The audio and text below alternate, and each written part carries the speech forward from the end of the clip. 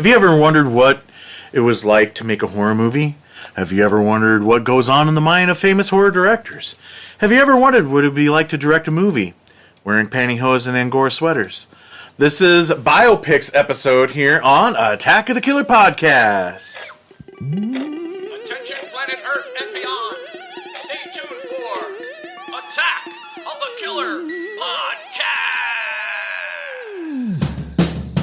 Attack of the Killer Podcast. Attack of the Killer Podcast. Attack of the Killer Podcast. Yay. Hello and welcome, gang. It's time once again for another episode of Attack of the Killer Podcast. This is episode 207, and it's going to be a little bit different than normal because we're not really talking about horror movies per se this episode. Man, your voice got really high up Did there. it really? Really? The movies we are talking about, they're not horror films, but they are biopics about horror directors. So it counts. It's adjacent. It does count. And he's a Jason. That's right. Now, if you've never heard the show before, what we do usually talk about is horror movies. We're a group of friends who get together, we pick a topic, we discuss movies within that topic, and we talk freely as if any other time we were hanging out just talking about movies. So there's probably going to be spoilers, just so you know. Our show, along with many, many, many other shows, can be heard on the Prescribed Films Podcast Network. What is the Prescribed Films Podcast Network? It's our podcast network, or as we call it, the PFPN. It's a vastly growing independent podcast network that provides all kinds of podcasts for all kinds of tastes, shows ranging in different topics and styles, from movie reviews to independent music to conspiracy theories. One of those shows is the amazing and hilarious Lunch Break. Oh, man. Yes. So funny, these dudes. Yeah. The show stars two hilarious guys, Landon and Joey, and they discuss various topics on the show. Have you listened to the latest episode, Jason? Yes. I have too. The latest episode called Wash My Hands, George Washington, I Like to Eat Oranges. I was laughing out loud. It's so freaking funny. They talk about everything from like the Sunday funnies to coronavirus parody songs and various stories from their school days. So we also have. So I would recommend checking them out. The Lunch Break. We also have two new shows on the network. I'm just so excited to talk about them. Beauty and the Screams and Customers Always are also watched. So that makes a total of 22 shows on the podcast. It just keeps going, man. Just keeps growing and growing. So Beauty and the Screams, it's two sisters, Jennifer and Emily, as they talk about like dark and dreary stuff. And then Customers Always also watch. Why am I saying always? Also watched is a bi-monthly show discussing movies on Prime. So you can check out those shows, all the other shows, on thepfpn.com. And that's what you would type in. thepfpn.com. Nice. Check it out! It's good stuff. And now, I want to take this moment and give a shout out to our sponsor, Shudder. Shudder is an online streaming service for all things horror, movies, TV shows, podcasts, short films, documentaries. If you are a fan in any way of horror, this is the service for you. I'm telling you. Do it. Sign up. We talk about Shudder all the time on the show because it's one of our main resources for the films we discuss on the show. That is how awesome Shudder is.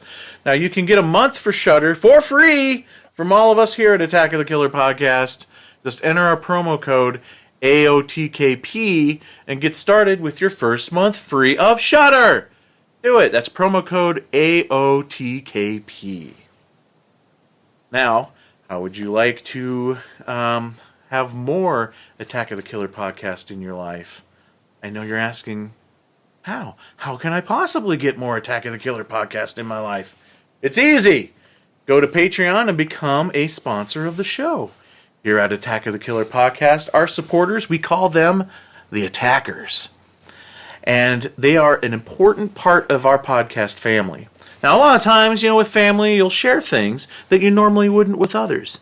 And being an attacker, we share with you so much more of Attack of the Killer podcast content. We've shared a heck of a lot of personal stuff on there, too. Those attackers got a lot of the goods. Yes. And now they're having to see their doctor. So, bonus episodes. You get my series, Insane Mike's 1-Minute Top 10 lists, special videos, new monthly series called Killer Critiques, and so much more available to you for becoming an attacker and supporting the show. So go to patreon.com, AOTKP, and become a supporter of the show today. We'd greatly appreciate it. And we appreciate it so much that we give back so much more to you. Do it. Do it. I'll wait. Do it. Do it now. And now it's okay. And now it's time for everyone's favorite moment.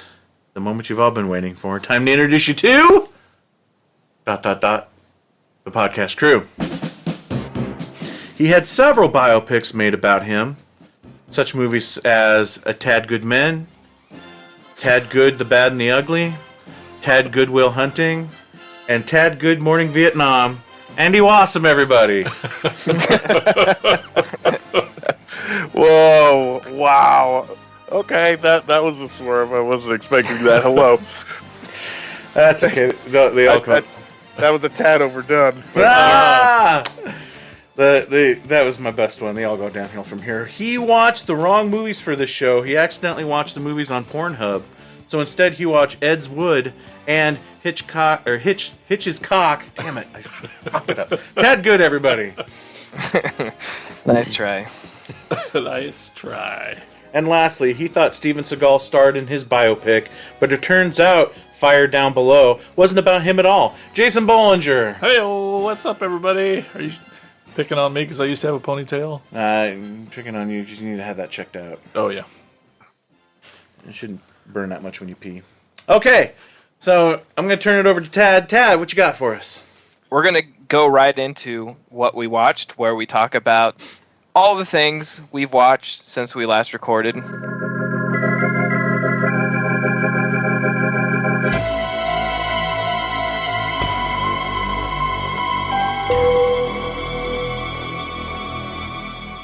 I'm feeling saucy tonight, so I'm just going to go ahead and invite myself to go first because I have quite a bit.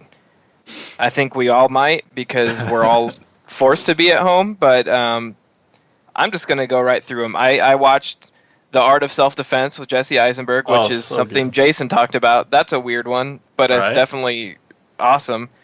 I was not sure going in how much I figured I'd like it, but the tone is so weird. Very Napoleon Dynamite dry, deadpan humor, but it's also very violent and serious at times. Yeah. It's strange. Something you just have to see. I can imagine that's going to be like a cult classic, and down the road, people either love it or hate it. Yeah. Before we did our last Green Room Netflix party, I sort of did a test run, and we did Bloodsport, so I watched that with some friends on Netflix. One of my favorite Van Damme, probably is my favorite Van Damme movies. Love that one. Watched Angus, which is one of my favorites. You guys familiar with Angus? Never have seen it. That's the heavyset kid with James Vanderbeek in there. Yeah, too, right? yeah. It's been a while since I've seen it. Anyone else familiar? No, I haven't seen it. I know which one you're talking about, I'm too, though. guessing by the silence that you can hear me, you're just not answering. What? You guys haven't heard of or seen Angus before? Never seen it, but I have heard of it.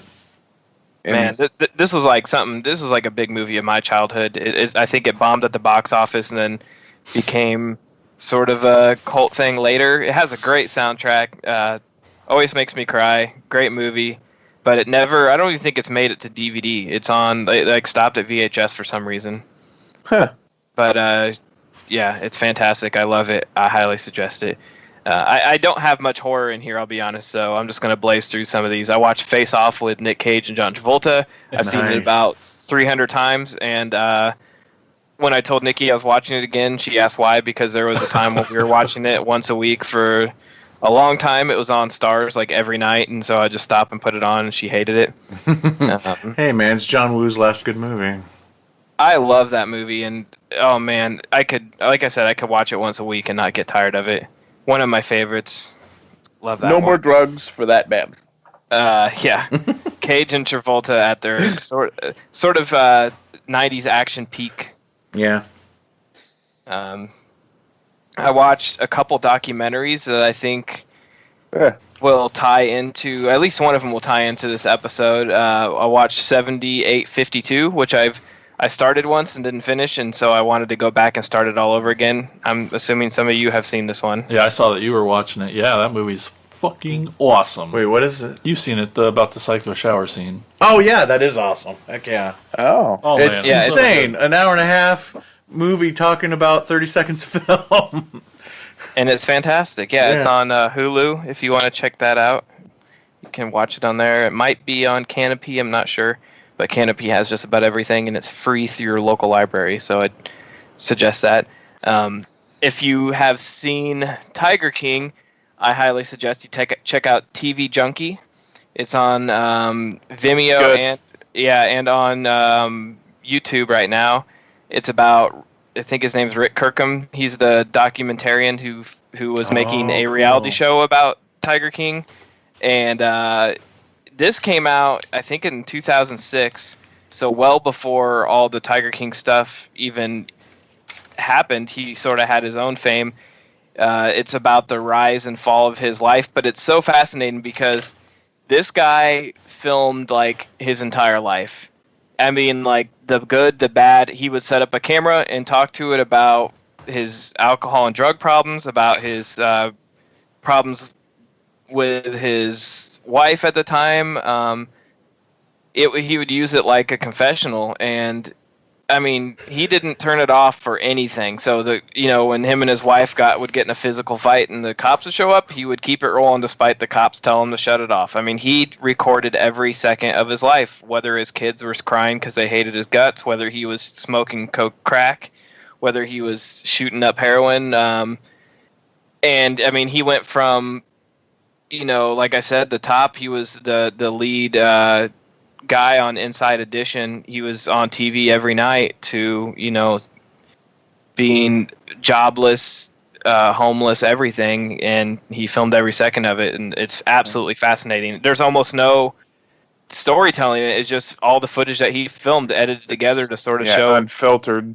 Just Yeah, It's straight up like Diary of a Madman. I mean, that's what you're getting. yeah. And it's absolutely fascinating, but absolutely horrifying and heartbreaking. But Yeah. I highly recommend it even if you haven't seen Tiger King. He deserves just a watch on his own because his story, like I said, it's tragic, but it's also, you learn something from it. I think you can be inspired by it. So, and It's then kind of like a great primer. Sorry, Tad, but it's a great go primer ahead. before Tiger King, I think. yeah, it's amazing that this guy has this story, and then you see him on Tiger King, and they not one mention of that. No, not really any mention of his previous life. It's like this guy's got a whole second life out of this Tiger King thing. It's like this guy's lived more lives than anybody I know. What a story, When I saw this, because of Tiger King, this documentary sort of getting a second wave of popularity. It played at Sundance. I mean, it wasn't like a small film. It was a big deal at the time it came out, and now people are sort of putting the two and two together, realizing it's the same guy. Like I said, you can find it on YouTube right now and on Vimeo. And then the other one I watched, which is a rewatch, I watched Perks of Being a Wallflower, which is always a sort of sad one. Nikki wanted to watch that, and she hadn't seen it before, and we watched that, and can't hardly wait. Watched that one last night. Neither horror, but just watching a whole lot of stuff. So that's what I watched. I will kick it over to Jason. What have you watched? So I've been wanting to watch it. I finally did. There's that 3-part series on Netflix called Dracula. Oh, yeah. They're like an hour and a half, 45 minutes, something? Hour and a half episode? each. Yep. Mm-hmm. So it's 3 different things. Any of you guys seen that? No. I haven't. Well, it's pretty cool. Yeah, Is it like a BBC production too, right? yeah, feels like that. So the first episode is fucking amazing. The second episode is pretty gosh dang good. They go in a little different direction. And then the third segment is like hundreds of years later and fucking weird and kind of shitty. I don't want to discourage you from watching it because you got to watch the whole giant story and the whole arc, but the first episode is amazing. It takes place in the very original times. It feels so Hammer horror. Bless you. Thank you. It feels very, very, very Hammer horror. It's the gore and the effects are amazing, and it's awesome, and the lore and it's so good. And then the second one is kind of around that same time, and then just weirdly that third section is just not very good. That seems to be a common thing I've heard from people. It's too bad. I wanted to love. I mean, I wanted to love the whole thing, but I couldn't do that third. I mean, you got to watch it to see how it ends. And once it gets to the end, and you realize the full story of these characters, then you're like, okay, on paper, I see how that is a beautiful arc. That's awesome. But it's like, it just felt like. Just went from, just imagine 2 episodes of Hammer horror back in the day of the 1800s, whatever it was, 1700s, and then 3 hours of that, and then the last episode is modern times. And like kind the of descendants of, except for Dracula. And you're like, man, and then they try introducing some futuristic-y things. But I don't know. But at the end, it's like, well, that's pretty good. I watched. Moving on. Speaking of vampires, I hate to admit it. I don't hate to admit it, I guess, but I will admit it. I had never seen this film before. 1979, Salem's Lot. Really? I had never seen it, and I had to, Toby Hooper, dude. had to get the Toby Hooper collection filled out. And it was awesome. I really enjoyed it. It was great. Everybody else has seen it, so I don't know what else I can say about it, but I dug it. Next up, that's not horror. Coffee and Kareem. It's a new thing on Netflix. It was super hilarious. It was Is that the cop? Ed Helms. Ed Helms is a cop, and then there's a little black kid that's mouthy as hell, and then and Betty Gilpin's in it. Who? Betty Gilpin, Okay. who is from your wrestling show. Oh, And the Hunt. from Glow? Yep. Oh, yeah. Glow. Oh, yeah. Uh-huh. Okay. Yeah, and so it's super hilarious. Ed Helms, it's super good. Tad got me able to push the Social Network button again. It's easy to do. It's one of the greatest movies ever made. 5 stars all the way. Yes. I love it. I'm super excited to watch Underwater from this year. Yeah. That movie fucking ruled.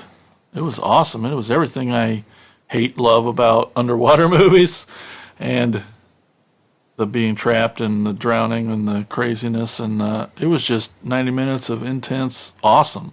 And a holy shit ending. Really cool. Yeah, fucking awesome. I'll steal this. Wait, Yeah. I was gonna say Yeah. a holy shit intro. Like that movie doesn't waste a goddamn second of film. Like not a single frame. It like the moment the screen turns on, it's like a holy fuck moment. Like it never lets down. Oh yeah, instant shit goes bad, and for half of it, it feels like a awesome, trapped in a single location type thing. It's very contained, and them trying to get to the ocean floor, and then by the end, it's like the most epic shit fucking ever. It's pretty good. I liked it a lot. Don't want to steal this from Mike, but we sat down and we finally watched Between Two Ferns. I actually forgot to put that on my Yeah, I'll let him talk about that one. Love it. So Tina and I watch a shit ton of stand-up comedy, a lot. Like if it's been on Netflix or Amazon, we've watched it at least once. And so I found on Prime there's a really cool documentary called Misery Loves Comedy. And it's Kevin Pollak just kind of sits down with everybody of his friends and kind of just talks about what it's like being a stand-up comic. And it's a neat, I mean, everybody's in it. It's a neat little documentary if you like stand-up comedy. We also watched Good Boys. Finally watched it. So fucking funny. I thought it was okay, but I didn't think it was as good as I hoped. Is that Really? Is that new kids movie that's inappropriate? Yeah, it's totally inappropriate. But I loved it. That main kid. The They're all. the black kid, isn't he the same kid that? Well, you don't know because you didn't watch it, but I think he's the same black kid that shows up in the later seasons of Last Man on Earth. Oh, I don't. Yeah, he is. Yeah, the quiet one that doesn't talk at all. Yeah, He was Yep, hilarious that's him. too. I loved it a lot. Yeah, it's a little kid from Wonder that's like very proper and yeah. It's adorable that they get him and all them to cuss and stuff. A lot of cussing, a lot of inappropriateness. Yeah, and it makes nostalgic of having friends when you're young and what that was going through like. And then we also watched All Good Things from 2010, starring Ryan Gosling and Kirsten Dunst. It's pretty good because Ryan Gosling is kind of a bad guy. You don't see that a whole lot. I don't know. It's just them two laying in bed. It's this white poster. I've seen it 1,000 times probably. But yeah. anyway, she's got that wonderful ability to just fucking click on something without thinking about it. That's that's a skill. No, I know. I tell her that every time. I'm like, how'd you do that? You just clicked on it without weighing all your options and reading up about it first. Anyway, speaking of, the next one is horror, The Prodigy. I finally watched it, 2019. I thought it was pretty kick-ass. It feels like there's been a lot of bad kid movies lately, but I don't know. It still was still good in spite of that. So there's no reason to let that keep you from watching it. I think, Tad, you've seen it, right? What's that? Prodigy, The Prodigy. Yes, yeah. I saw that on your letterbox. I was curious to see what you thought of it. Yeah, I thought it was pretty good. I was surprised by your low number. I thought maybe it'd be a little higher for the guy who loves everything. Looking at it now, I'm like, that is a lower number than I think I remember it as. Yeah, I saw it in theaters, and it was sort of like, damn, this is a doom and gloom for, what is it? I think it's PG-13, and it had some holy shit moments in it. Absolutely. Yeah, Tina gave it 3.5, so maybe I should bump it up a little. You're right. It's okay to be critical of something once in a while. No, I think the only thing that kept it down is, I think maybe I afterwards read another review on here on Letterboxd, and I was just like, it is all doom and gloom. It's like a feel bad movie. It's just one of those where just nothing's gonna. Yeah, but you need those in the world sometimes. I don't disagree. Mm-hmm. I don't disagree. Interesting. You could just write it You down. have always been the guy that's Mr. Anti-hate movies that nothing ever goes right for the protagonist. That's true, but this isn't really that kind of. I don't mean that by this kind of movie. This is just like, ain't nothing really good's gonna happen. It's not about not catching breaks ever. It's just. Yeah, it falls in the same category in my mind. I suppose that's probably why I gave it only 2.5. And then lastly, maybe one of the best things we watched, and I know Tad recommended it the other day. Family. It was freaking awesome. It's that movie about the aunt who helps watch the little kid for a weekend, and she wants to be a juggalo. Oh yeah. I was like, yeah. this is fucking hilarious. And really, the only thing that kept me away from it is I fucking hate Insane Clown Posse with a passion, and will not be friends. I've reserved only Scary Gary as my only friend that I'll have that's an Insane Clown Posse fan. Otherwise, no. So the Insane Clown Posse stuff scared me off of watching it, and I know even you said it wasn't a big part of it, and it really wasn't a big part of it. And the parts that were there were actually positive. You know, that in spite of all their ghetto-ness, they seem to be nice people. But anyway, the movie itself is hilarious. It's awesome. It's such a good movie. So can I stop now? That's what I watched. Yeah, if that's all you watched, That's it. I mean, that's it. Okay, let's go over to Andy. What did you watch? Man, I'll be brief. I didn't watch a whole heck of a lot. Would you get stuff done or something? I actually did stuff. You read a book, work out, you're gross. Yeah, I cleaned the garage.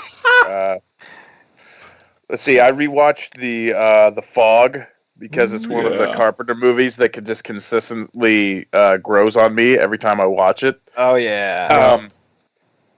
Because like the references to like other horror in it is like are really abundant. I mean, the fact that one of the guys' names is Dan O'Bannon and Tom Atkinson's character's name is Nick Castle.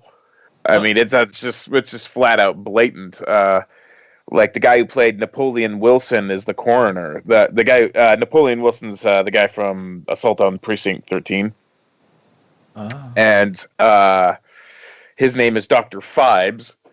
It's just it just that movie consistently grows on me. And actually, when I was in a writing colony, I was with a guy. His name was Chris Young, and we would go on walks like every day after dinner at this writing colony where I had met my wife.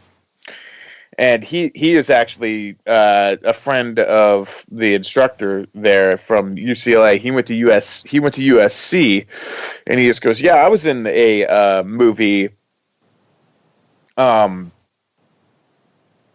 I was younger. It was a John Carpenter film, and he actually is one of the guys that gets shot up by the cops at the beginning of Assault on Precinct 13. So every day I got to pick the brain like of a card-carrying member of Street Thunder, which was like really freaking cool. And I mean he would talk about some of the screenplays that he did and his time on the set of Assault on Precinct 13. But he actually Peter Kwong is his Tai Chi instructor, and he played Rain in Big Trouble in Little China. And yeah, I know I'm going off on this. This is just a really cool story. But he eventually, I eventually was able to send a Funko Pop, and he got Peter Kwong to sign it for me. So I have a autographed Peter Kwong. Right? Yeah. So I also watched Bliss, which was really good. I enjoyed that. To me, this is what The Hunger could have been, if it wasn't so, The Hunger was just kind of lame. This is like, the way I describe it to people, it's like Fear and Bloodletting in Los Angeles. I mean, this is like a vampire version of Fear and Loathing in Las Vegas, dude. That's what it is to me, anyway. And every time I see her with blood on her face and those Wayfarers on, my mind immediately goes to Bill Paxton in Near Dark. I mean, that's like the biggest tip of the cap to me. Other than that, I watched it's not horror, and it's from 1997. but it had Billy Bob Thornton and John Ritter, and it's part modern day, but this guy who's a paraplegic, he has in order to deal with him, unable to walk, he does like this sort of like imaginary therapy, and during this imaginary therapy, it cuts to like black and white, where he's like this 1950s detective, called Rick Stone, and then it's like a cross between two worlds. It's called A Gun, a Car, a Girl. No, sorry, A Car, a Gun, and a Blonde. And it was really, really different. It's actually not bad. And Billy Bob Thornton's in it, so he's always good. And last night I didn't finish it, but I think I have to revisit it at least once or twice a year. And it's the director's cut of Dark City, because it's actually one of my favorite films. And Inception has nothing on this movie. Nice. And that's all I watched. Mikey, what about you? Sorry. Well, hey, Holt, I have a job here, okay? Oh. And before I kick it over to Mike, I want to make a public statement that I issued an offer to both Jason and Mike Now it's that public. if they watch the pilot to Twin Peaks while they have nothing but time on their hands, just the pilot, one episode, that I would watch any movie of their choosing. So I would be watching 2 movies, and they would each be watching 1 episode of a TV series. And I'm just putting it out there that the offer still stands. I've never seen Neon Maniacs. I've never seen... Ooh. Yeah, I'm just, tantalizing you a little bit there, Mike. There's several movies that I know you both love that I've never seen, and you can make me watch anything, any of them, and I'm just asking one episode. So I too, since I am a huge Twin Peaks fan, I too will throw myself into the hat. You can make me watch any movie, but I'm not fucking watching Clowntergeist again. That's okay. There's a part 2. I'm just kidding. I do have my limits, but There's probably yes, a shark I will watch it. Just watch that first. Watch the fucking Twin Peaks, Mike. You watched the Twin. I almost clicked on it this weekend, but just watch the pilot just for Tad and I. So we you actually have even the vaguest idea as to what we're talking about when we mention it. Well, first of all, I don't know what all this free time you guys keep talking about. Right. Both of us I have not felt a single second of this so-called free time that every podcast is going on about. I know. Right? I want to go stir crazy. I want to, but I haven't had a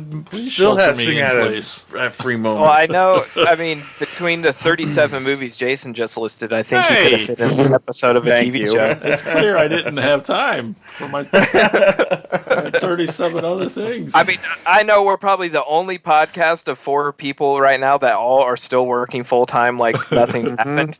Yeah, right. And I don't have any kids, so I don't have to put Simon to bed, but I'm just saying the offer's out there, and I could probably go through your list of favorite movies, and I've probably haven't seen a lot of them, and all right, seems fair. But anyways, what have you watched, Mike, that in the no time that you've had? Well, I did start McMillions. Yay!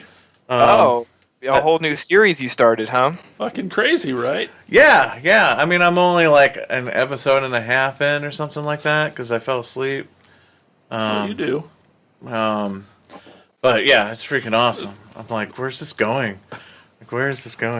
And so that's awesome. I can't wait to finish that. I need to jump back in. I've sort of lost after like 3 episodes. I need to get back into it.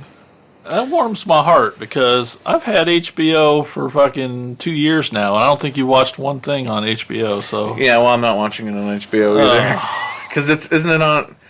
It's on. Is it on Netflix right now? I think no, or Prime. It's on. No, It's only on HBO. it's only on HBO. Oh, I think I'm watching it on Plex. I think Oh. it's where I So you started still watching. haven't. Still have not clicked on the HBO. Anyway, so My heart has grown cold again. yes, so Jason and I we watched the Zach Galifianakis Between Two Ferns movie, and it's freaking hilarious. I still haven't gotten to it. Oh, it is so funny. What was your favorite? Because they still do a ton of like interview episodes throughout the movie. Because the plot is like he's got to deliver. First of all, he ends up destroying the public access channel that he's records his show at normally in whatever bumfuck town. And then Will Ferrell shows up in this like limousine. And it's like you must deliver so many episodes to California in so many days to my Funny or Die, website, and so it's this road trip movie, and they're making episodes along the way. What'd you say would be the best of those episodes? I thought the best one was the one that destroyed the studio with McConaughey. With McConaughey. It was brutal. Brutal. My favorite question from that is like when you and Woody Harrelson were doing True Detective, something about like a pot sorted somewhere else or something like that. Zach Galifianakis is always awesome. It's got a ton of people in it because they do all these other little interviews throughout the movie. I also liked the Peter Dinklage one though. That was a good one. He was funny. Yep. So that was fun. And then the rest is, and then I watched a movie that I bought at the pawn shop months ago and never gotten around to putting it in, and Brandy tricked me into watching it. Oh yeah, you better change your wording on that one. Now I don't want to say the name of the movie. It's called Bone Hill Road. I bet that's what you call it. It's a werewolf movie, and Brandy's really into werewolves. I bought it because it also has She's dating you, so. That's right. I bought it because it also has Linnea Quigley in it, so best of both worlds there. And also, it's a Todd Sheets movie. Oh, what do you mean? Oh, you know who Todd Sheets is? yeah, Who's Todd Sheets? Kansas City guy. Oh, you do know Todd Yeah. Sheets. Yeah, and he's kind of got a reputation in the underground filmmakers world. You don't sound too thrilled about the movie. Yeah. So it's my first actual Todd Sheets movie, and it's not very good. It's pretty bad. It's pretty bad. And you know me, I can be forgiving about I movies assume- with no budget and stuff. Oh, and it has effects. Oh, I don't know if you guys remember. I told you, and I have no names now or any context, so good luck. But I told you guys months ago about a documentary I saw about the guy who got kicked off the show Face Off, and he made this documentary just like total blasphemy against the show Face Off, just super negative. Like, how did this guy not get sued? And apparently, that guy was one of the effects artists on this movie. And after watching the movie, I realized why he got kicked off of Face Off. So I watched that, and then the rest I watched a few things that I just hadn't seen in a while. Like Brandy let me borrow her copy of Dr. Detroit. I hadn't seen that. I love that movie so much. I haven't seen it forever, so I got to rewatch that. The awesome Nazi zombie movie Shockwaves. I watched that. But a lot of times when I watch that one, I love the movie, but I really love the commentary track, so I watched it with the commentary track. And then, like I mentioned on the bonus episode, I rewatched Freaks recently. And that's what I watched. Is that a Todd Sheets movie? Yeah, with Linnea Quigley. Something we could make Andy watch. Yeah, Clownado. Clownado. Yeah, there you go. So, yes. Yeah, so I'm like, you're probably going to be like nice to Tad, who even initiated the goddamn thing. And Let's give Andy the shit. all right, so that is what we've been watching. Now we should get into the films for this episode. And again, we're talking about biopics. Before all you horror fans out there, cuss us out for not really talking about any horror movies, I'm telling you again, these are biopics about people who have made horror movies, so it counts. And we're going to start off with Jason. What's our first movie? First movie we're going to watch today is from 1998 called Gods and Monsters. Lights, sound. Okay for sound. Action. The Bride of Frankenstein. A man with a legendary career behind him.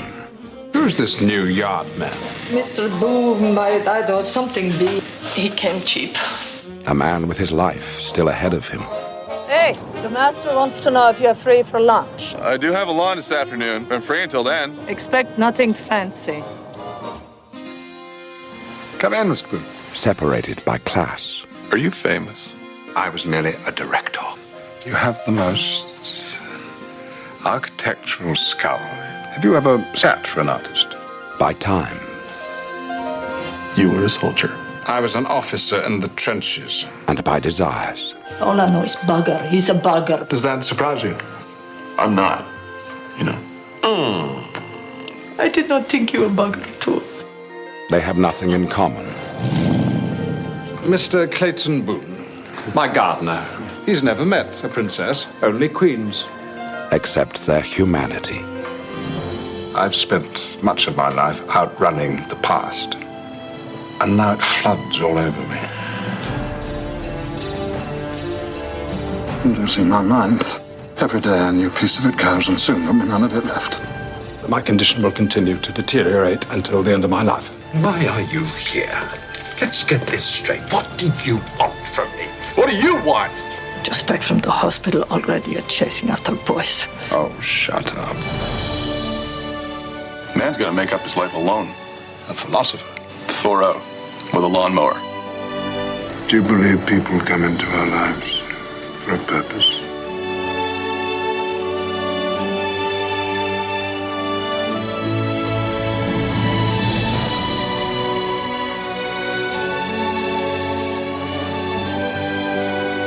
To a new world of gods and monsters. So, we understand each other. Live and let live.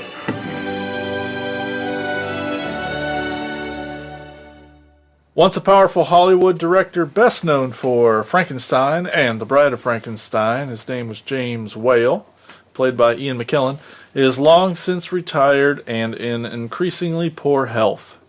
His stalwart housekeeper, Hannah, played by Lynn Redgrave. Man, she was so good. She was my favorite part of the whole movie. She quietly disapproves of Whale's faceless, nameless parade of young gay lovers, but when the director takes an interest in the new gardener Clayton Boone, a former Marine and Korean War veteran, played by your guy Brendan Fraser. I love Brendan Fraser. I do too. It seems to be for something more than his usual casual conquest. It's the first time I've seen this movie. Me too. And it's great. I really liked it a lot. Oh, that's too bad. No, I thought it was awesome and super hilarious, and I dug it quite a bit. I always thought this cover... I always... I don't see Ian McKellen. I always see... Looks like a Halloween mask of Ian McKellen pulled over somebody else's face. What's his name? Say anything, boombox over the head. Oh, John Cusack. Oh, it does. I always see John Cusack when I see It this looks cover. like a John Cusack with bad old age makeup on. Yeah. Yeah. Yeah, I mean, it's definitely not a horror movie. It's definitely a straight up. I don't. It's good to.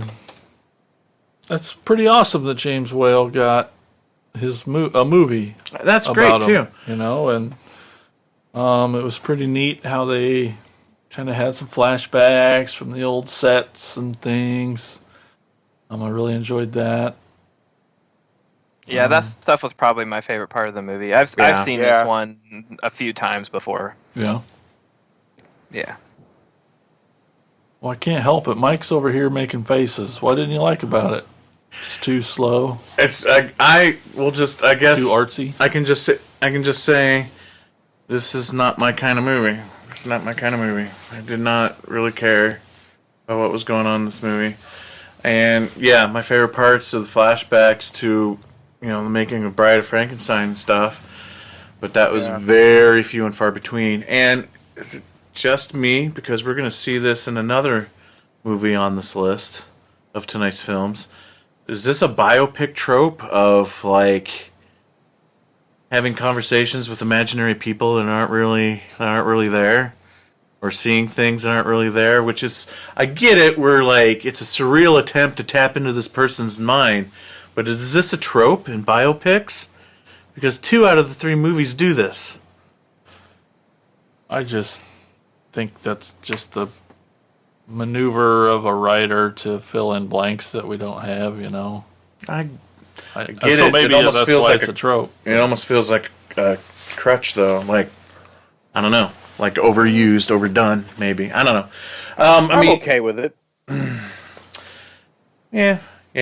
I don't know. But I don't hate it. No. But what don't you like about it? It's just a story about his life. So it's a story about a particular part of his life. Old and person? Like, you don't like old people? What's the deal? Oh my God. He's got dementia. Yeah, he definitely has dementia. Another one of my favorite scenes was the scene at the party when, I forget her name, the bride herself. Elsa Lancaster. Yeah, and Boris Karloff are there, and they all take a picture together. I don't know. I like that little moment. Yeah. Whoever they got to play Boris Karloff is freaking awesome. Because as soon as I showed, it's Boris Karloff, and I'm like, well, no, it's not really Boris Karloff. But the second I saw him, I thought, yeah, I don't know. There wasn't a whole lot that was going on for me, and I didn't really care too much about Brendan Fraser's character. I really wasn't even clear what his role, what his relationship is with James throughout the movie. I don't even think he knew what his relationship was with James in the movie. I don't even know if James understood what his relationship was with him in the movie, but I don't know. It was just dull for me. Didn't like it. This was nominated for 3 Oscars and won. I know it did. I remember that, and that always sparked an interest in me. Like, I always thought it was cool. Like, a biopic about a director who made some amazing classic horror films.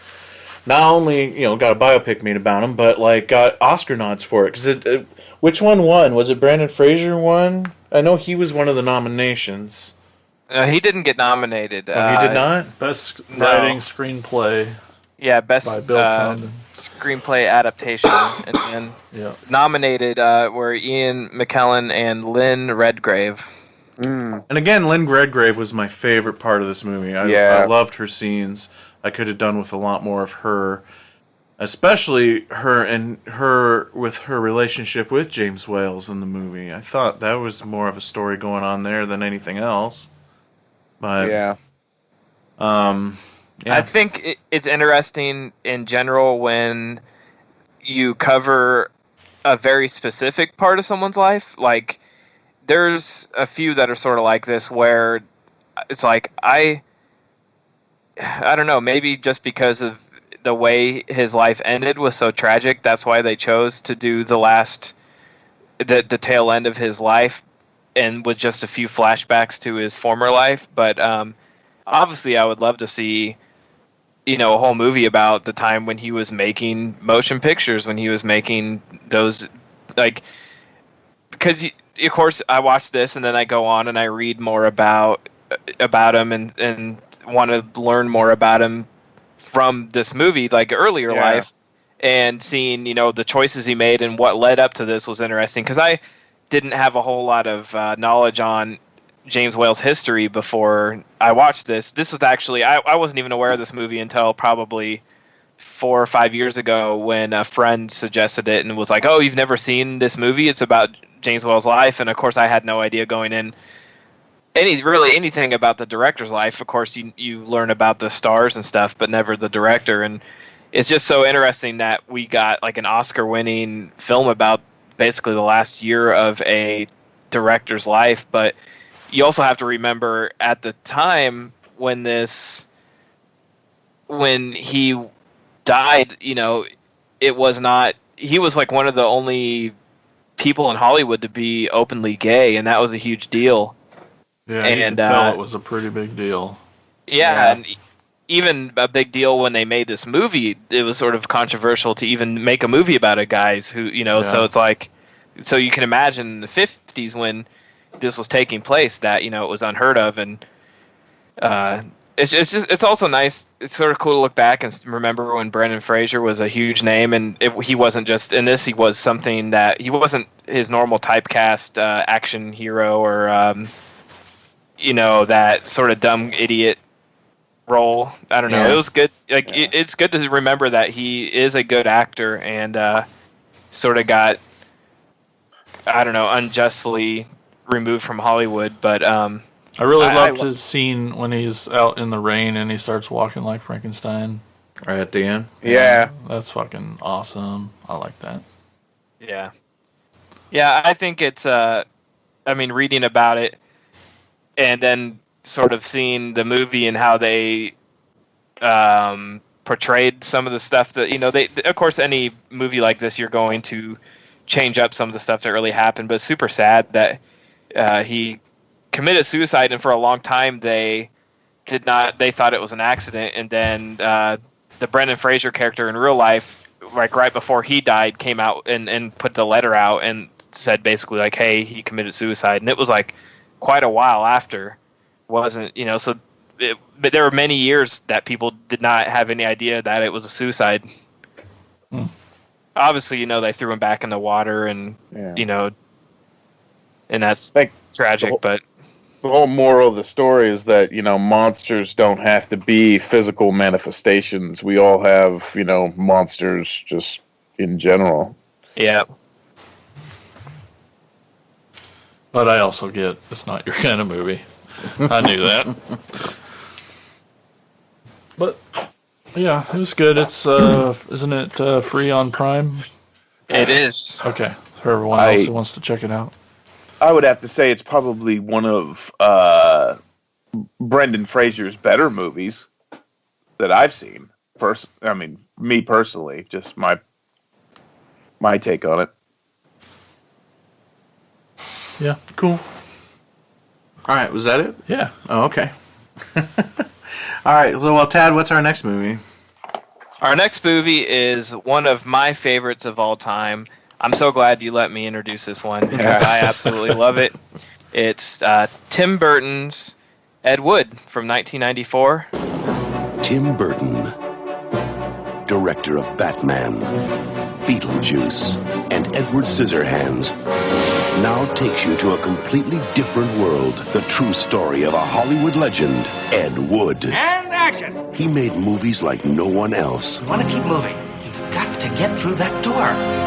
Ah, that was perfect. Perfect. Do you know anything about film production? Well, I like to think so. He had an eye for talent. I met Bela Lugosi. Well, I thought he was dead. This is the most uncomfortable coffin I've ever been in. No, he's very much alive. You flying saucer? He had a passion for storytelling. Get me transvestites. I need transvestites. You're flashy. They want that. Okay. But they want professionalism. So nix on the Nelly without losing naivete. What kind of a movie is this? It's science fiction. A heartbreaking romance. Grave robbers from outer space. Grave robbers from what? And he had a secret he couldn't hide. I like to dress in women's clothing. Panties, sweaters, pumps. It's just something I do. You don't like sex with girls? No, I love sex with girls. Wearing their clothes makes me feel closer to them. How can you act so casual when you're dressed like that? All right, everybody, let's finish this picture. Touchstone Pictures presents Johnny Depp, Martin Landau, Sarah Jessica Parker, Patricia Arquette, and Bill Murray in The True Story. Give him a hand. Keep rolling. of an unforgettable filmmaker. We're making another movie. I got the Church of Beverly Hills to put up the cash. How do you get all your friends to get baptized just so you can make a monster movie? And his legacy that will live forever. How do you burn this out? Shake his legs around. It looks like he's killing him. This is the one.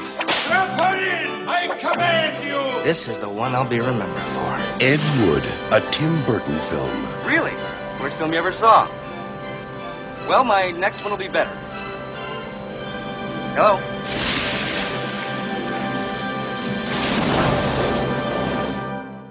Talks about the ambitious but troubled movie director Edward D. Wood Jr. as he tries to fulfill his Hollywood dreams, making the best movies ever without much talent, but doing what he can. And this one, to me, is Tim Burton's best movie, Depp's best movie.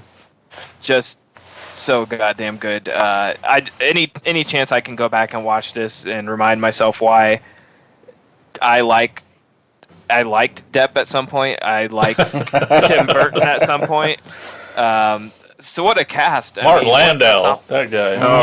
Best performance. Now you want to talk about Bill worthy of his Academy Award, Martin Landau. Absolutely. I mean, we got Johnny Depp, Martin Landau, Sarah Jessica Parker, Patricia Arquette, Jeffrey Jones, Vincent. Yeah, Bill Murray, Vincent D'Onofrio is in a small role as Orson Welles, which is just rad. That's really good. Yeah. Lisa Marie's in this, plays a great vampire. The casting in this is just unreal. Like, everybody is dead on. So cool. Maybe the best casting's George the Animal Steel. Heck yeah. Oh, I'm serious. He's awesome. I mean, he is awesome. His voice doesn't really match towards Johnson's voice, but look and performance, spot on. Dead on. Love it. So good. Yeah, so I did a little bit of reading on this one too, and how Burton wasn't originally going to direct, but after they sort of started putting it all together, he was going to produce. He just sort of fell in love with the story and decided he wanted to direct it, which at the time was sort of like a, whoa, like, what are you doing? Because he was, he basically had the world at his hands. He could do whatever the fuck he wanted at this point. And to do a black and white biopic of the worst director of all time was like, dude, you're making a bad choice here. What are you doing? And obviously he, I think, made the right choice. It went on to, be probably his most award-winning and critically acclaimed movie as far as like an actual art film. Of course, obviously he has a bunch of films that he fills the Hot Topic shelves and people love him, and there's movies that made a hell of a lot more money. But as far as a serious director goes, to me, this is his best. This is his apex mountain. It's so good, and I think it shows how much he admired Ed Wood and his story, because it's so optimistic. It never makes fun of him. It never makes fun of anybody. I just love that it's optimistic. Like, you could take Ed Wood's story and make it tragic. I mean, you could turn it on his head and make fun of him and look down on him. But he got A-listers. I mean, this is Depp at his best. Oh, yeah. Perfectly cast in this. Like you said, Martin Landau as Bela Lugosi was the one that, got all the awards for good reason. I mean, holy shit. What, such tragedy in there, and even, you can't really make light of that, but there's a lot of hilarious moments there too. And let's shoot this fucker. Oh man. But you just watch it and you just, to me, it just puts me in that mood. Like, man, I love everything about movie making. This guy, it just makes you adore Ed Wood and everything he did, because it's goddamn, dude. Like, the guy just, he got it done. He had the best attitude. He just got it done, and I admire that so much. He just has that spirit that we all want to have and that we admire in other people. And like I said, everybody in the movie did a great job. This is probably Sarah Jessica Parker's best movie. Even Bill Murray plays such a small role, and this was like Bill Murray also sort of, towards the, not the top, obviously he was late 80s or the top, but he was still in prime here. He hadn't done Garfield yet, so and he was plays so a pretty funny. small role. so funny, Bill Murray. But I he loved his But he performance. knocks it out of the park too. Right, absolutely. So good. And I read that you know, Burton sort of used his power to basically go in and say, like, I want to make this black and white, and the studio was like, absolutely no way. Like, what are you thinking? You know, like, we can't make a big studio picture black and white. And he's like, then I'm not doing it. It's simple as that. And, you know, he got it done. One thing I thought was interesting is that this is like one of the few, maybe the only one of Tim Burton's movies that did not have Danny Elfman do the score. I said that when it came up, yeah. And I did not miss that, to be honest. Like, I thought it's sort of like a happy accident. Apparently, it was because of a strained relationship on Batman Returns. They butted heads on stuff. So he ended up, I think there might be another one more recent Tim Burton movie that Danny Elfman didn't do because they've butted heads again. But, or maybe I'm thinking of Sam Raimi. But this was Howard Shore, right? I think so. Yeah. And but I thought it was good. Yeah, it didn't. Yeah, I thought it fit. Like I said, it's sort of a happy accident where I felt like Elfman maybe would have been too whimsical. Yep. I thought it was old Hollywood really good, and It really emulates Ed Wood's movies with the theremin and like the bongos and stuff. Absolutely, man. It's so like just everybody at their best on this one, man. I can't stop talking about how much I love this movie, but I love this fucking movie. The old and it really encapsulates the old Hollywood too, because the Brown Derby is not around anymore. You know, where they went to try to raise money for the films, and yeah, I'm with Tad on 100% on this one. This is probably in my top 5 movies of all time. Nice. Like, you know, it's just my favorite. It's one of my favorite films. I mean, this is like, if I feel like shit, like just like emotionally, this movie just makes me feel good because it's so positive. You know, even though his movies are just like atrocious, they're car wrecks. But he got like I said, he got shit done. I mean, it almost makes me think of, like, oddly enough, it almost makes me think of Rocky. You know, he's such the underdog, and you so want him to win. And even though he doesn't, you know, it's just that it's the journey. He went the distance, you know? I mean, it's like, it's so unbelievably, it's such a feel-good film. And even though, I mean, this guy died like a freaking penniless alcoholic, you know, and it's just like him, but he was there, like I said, he was so loyal to the people that he cared about. And, you know, he took care of Bella. You know, he believed in Bella when nobody else would.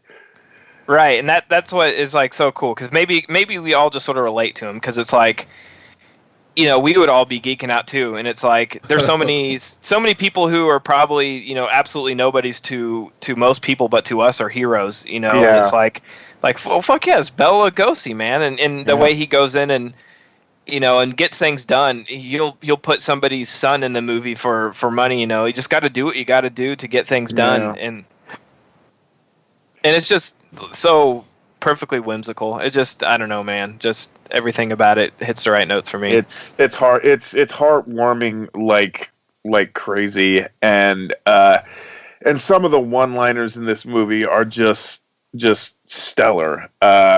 Like my favorite one is when he's on the phone and Bella, he finally, you know, he gets to Ed's apartment and it's just like, get me transvestites. I need transvestites, you know. and Bella's looking at him like, Ed, what kind of movie is this? Yeah, it's so good. It's so good. I'm right along with you guys. I love this movie. It is my favorite Tim Burton movie. It is my favorite Johnny Depp movie. It is a movie that I love watching, and it always, the second it's done, I'm like, all right, let's make a movie. I just am so inspired every time after watching it. And I'm also an Ed Wood fan, so I knew all about Ed Wood going into this picture, and I feel like Burton handled the subject matter perfectly. I mean, yes, there's a lot of changes, Liberties, and you got to. You're not going to go into, obviously Ed Wood made more than just 3 movies, but you're not going to spend the whole movie going into each and every one. You're going to talk about the most significant ones, right? Leonard Glenda, Bride of the Monster, Plan 9. and everybody spot on, perfect, and I fell in love with Martin Landau after watching this movie. I always thought he was a cool actor, but this cemented him for me as like one of the great actors of all time. I only have the DVD, but on the DVD there's an interview with him. There's a portion where they talk about Bela Lugosi, and they interview him, and his technique into doing this character is like the greatest thing. It is. I can't even begin to comprehend this mentality, but he went into this role trying to do playing a Hungarian man who's trying not to have his own Hungarian accent and failing miserably. Like, how do you do that? Like, how do you, first of all, teach yourself to have Hungarian dialect and a Hungarian accent, and then turn around and try to force yourself not to have it? Because that's what Bela did. Bela really tried to suppress his, like, Hungarian heritage, but unfortunately he just couldn't do it. And that's was Martin Landau's approach. It's insane. And maybe it's in the commentary track, because I couldn't find it in the special features this time around. But I swear I remember hearing a story on one of the decisions to go black and white with the movie was because of Landau's makeup. Rick Baker did the makeup, and he basically... Oscar winner. And he won an Oscar for this movie as well, for the makeup. He basically went to Burton and begged for the job. Like, he said he would have done it for free just because it was an opportunity to do one of his favorite horror icons of all time, Bela Lugosi. I mean, he said he was always more of a Karloff fan, but Karloff does not deserve to smell my shit. But they would screen test it, and the makeup never looked quite right, even though, like, listening to Rick Baker describe the details he went into morphing Martin Landau into Bela Lugosi without it being cartoonish or anything. And they said as soon as they started taking pictures of that makeup in black and white, all of a sudden it worked. And that's because no one knows what Bela Lugosi looks like in color. There's no pictures, there's no movies of Bela Lugosi in color. So yeah, it was originally at Columbia, and they dropped it after Tim Burton insisted on shooting it in black and white. Really? Well, yeah. And I don't know, I mean, I think the black and white adds so much to this movie. It really puts you in that time. It really puts you into those Ed Wood movies. And the details to the sets, I mean, that Bride of the Monster set is the Bride of the Monster set. And it's not an exaggeration that the airplane cockpit in Plan 9 from Outer Space was a couple chairs and a shower curtain. I mean, that's what it was. But it wasn't just to be artistic. It serves the story. Exactly. And that's where I like the artistic stuff. You can be artistic as all get out, as long as it serves your story and you're just not, being pompous and just trying to do fancy things to be fancy. So yeah, I also read that Landau prepared for the role by watching a ton of obviously Lugosi's movies, but he also studied Hungarian language tapes and sort of learned Hungarian just to get the accent down. And that's amazing. That's dedication to the craft, man. And that's what Burton I admire. said, yeah, and like the screenwriters were college friends who came up with the idea in the 80s, and they tried to get their friend who directed Heathers, I'm drawing a blank on his name, but they were going to get him to direct. They brought Tim Burton on basically as producer because they knew he was a big fan, and they thought they could use his name to get money and get financing. And then Tim Burton was sort of like, would there be any way I could possibly direct this? And they were obviously like, are you kidding? Absolutely, do it. So he stepped aside and let Burton direct it, and then Burton basically came out and said the reason why was because he read it and it actually reminded him of his relationship with Vincent Price. Oh, wow. So Ed that makes Wood, so much sense. Yeah. So he when he found Vincent Price, he was sort of at the end of his career and he wasn't being used in movies and stuff, and he's like, I got to put him in my stuff, and That's so cool. awesome. I also read Johnny Depp's Ed Wood voice was a combination of Ronald Reagan, Casey Kasem, and the Tin Man from The Wizard of Oz. I'm not surprised. He comes up with the most bizarre, connections to his characters. It was fake bottom teeth, right? I don't know. For the Depps. I don't know. Like it. But yeah, he's so good. I would think so. And originally, Bunny wasn't like much of a. He was even less of a character. But then when they got Bill Murray, they added scenes in because they had to.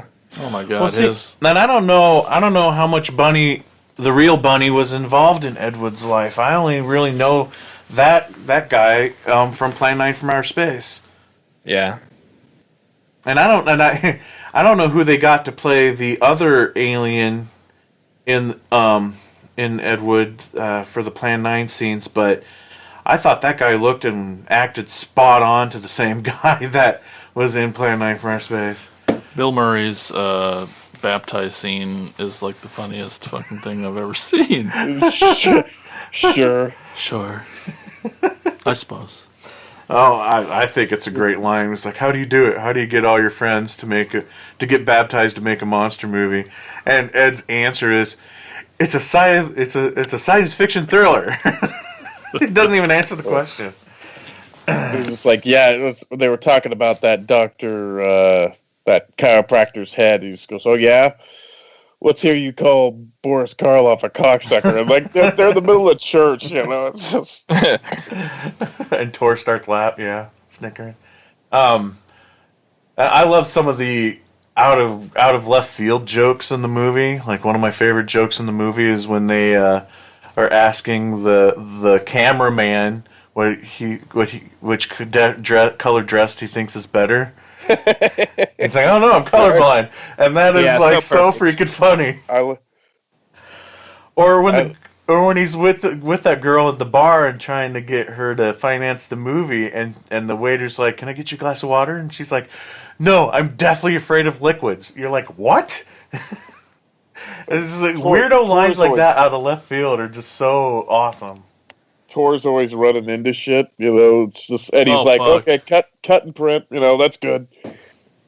And they're like, don't you want to do another take? It's like, no, this would be his real struggles in real life.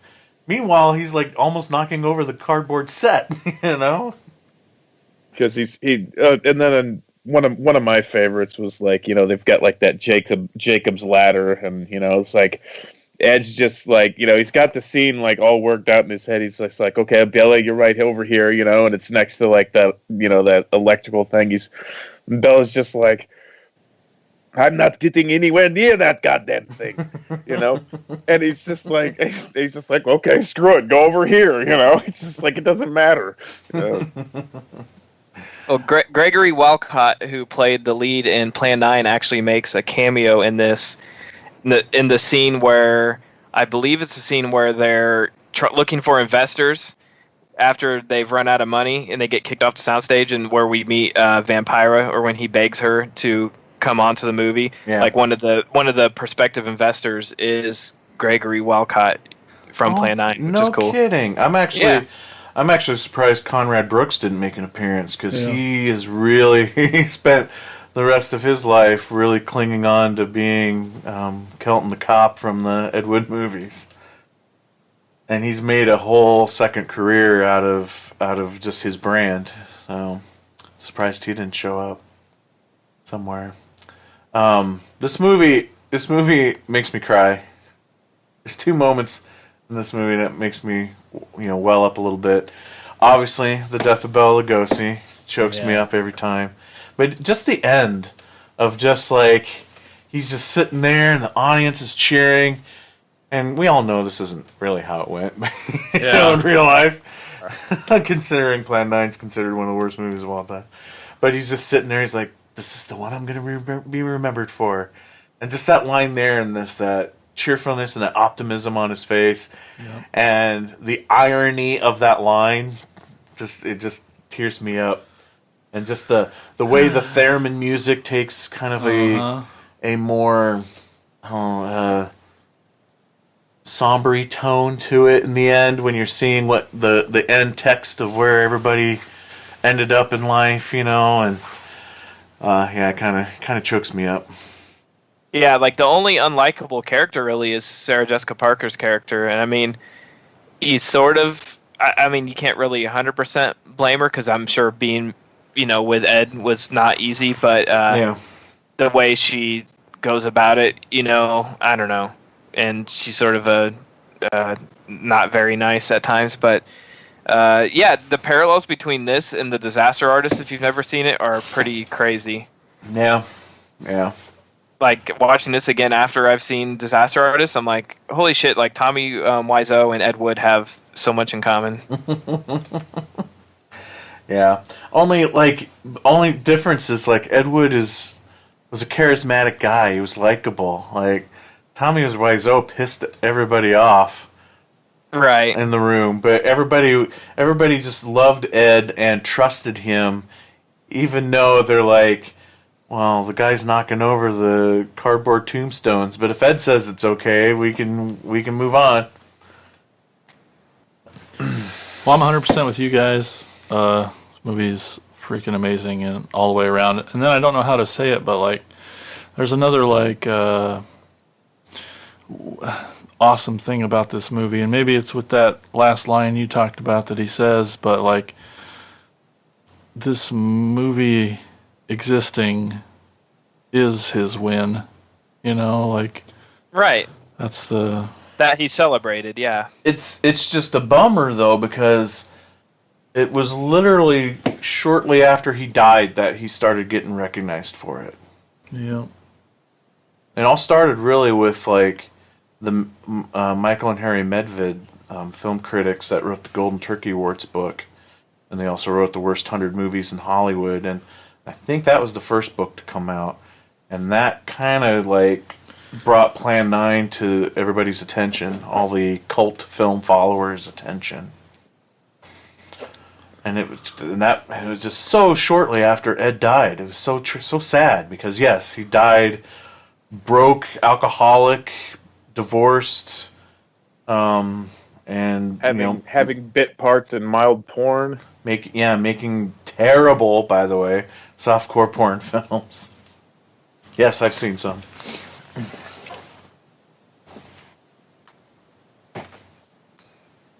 Yep. Thanks, Tim Burton. Thank you for Thanks, this Ed one. Wood. Yeah. So now watching this really makes me want to watch that Dolomite movie even more. Oh yeah. Get to it. Well, and because every time I hear it get brought up, it gets compared to Ed Wood every single time.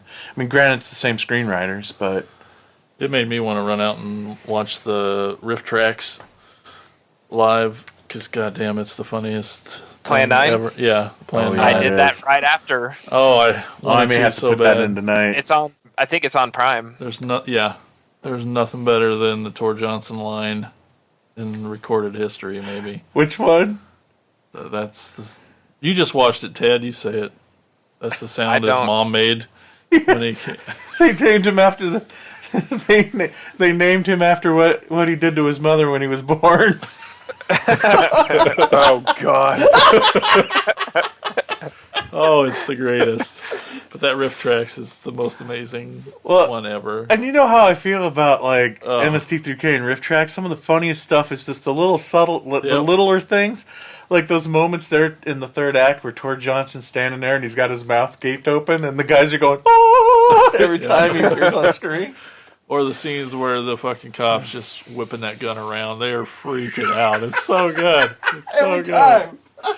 Oh, fuck. Oh. Definitely recommended. Yeah. Now there is also a non-live version, but Yeah. I don't think it's as good as the live. Right. It's got way different jokes. The Yeah. live's got way different jokes. So definitely check out the live riff tracks of Plan 9. Okay, cool. Man, that's why I put Ed Wood in the middle of the discussion, because I knew it would take up the majority of the show. But we still have one other film to talk about.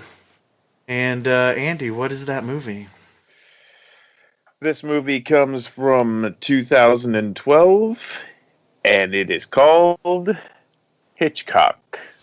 All of us harbour dark recesses of violence and horror. I'm just a man hiding in the corner with a camera, watching.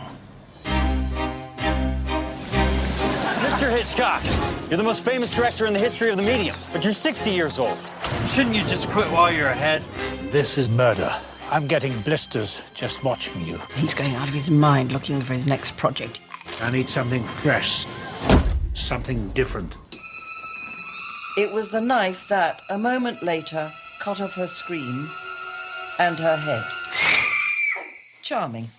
Doris Day should do it as a musical. Good afternoon. This looks psycho, this fiendishly entertaining. Is this really going to be your next picture? Yes, madam. By the way, try the finger sandwiches. They're real fingers. No one respects the name Hitchcock more than Paramount. But even a talented man sometimes backs the wrong horse. This is Mr. Hitchcock's next film. Fine, if you can get the money. Who do I make it out to? Well, are we going to have to sell the whole house or just the pool? You are intrigued, aren't you? Getting off your leading lady halfway through the movie. How are you going to shoot this shower scene? It's only that, well, from here up, I'm not exactly boyish. You shouldn't wait till halfway through. Kill her off after 30 minutes. Wow. Why are you letting him do something so tasteless? Don't upset yourself, darling. It's only a bloody movie. More anger! More! You're married to a man obsessed by murder. This will not be released in this country. Show me some damn footage now! I'm under extraordinary pressures on this picture, and the least you could do is give me your full support! We've mortgaged our house! I am your wife. I celebrate with you when the reviews are good. I cry for you when they are bad. And I put up with those people who look through me as if I were invisible, because all they can see is the great and glorious genius Alfred Hitchcock.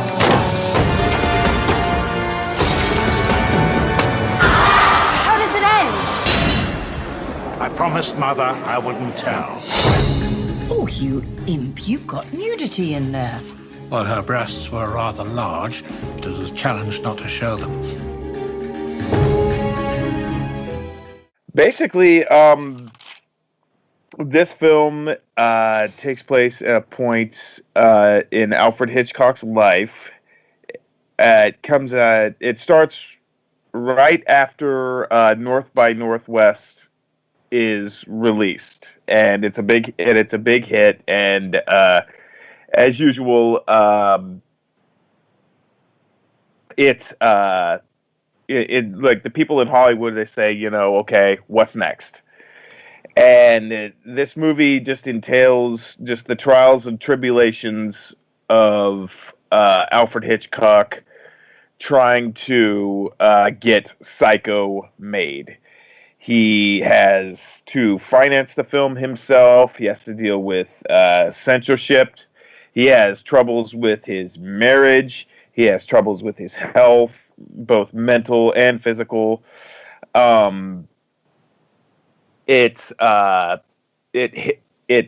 hints at voyeurism and the jealousy. He has, and this is very well documented. He has fantasies about, being with, his leading ladies, his Hitchcock blondes, his feud with Vera Miles, and he even, which I thought was very interesting, even as successful and talented as this guy was, he also suffered from a lot of self-doubt, even after he had as many hits as he had.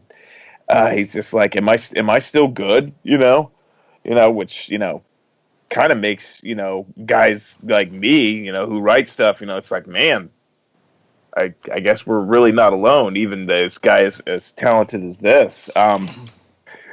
I really, that being said, I really, really love Alfred Hitchcock films, but when I see things like this and you know what he was like as a person, I don't like this guy at all.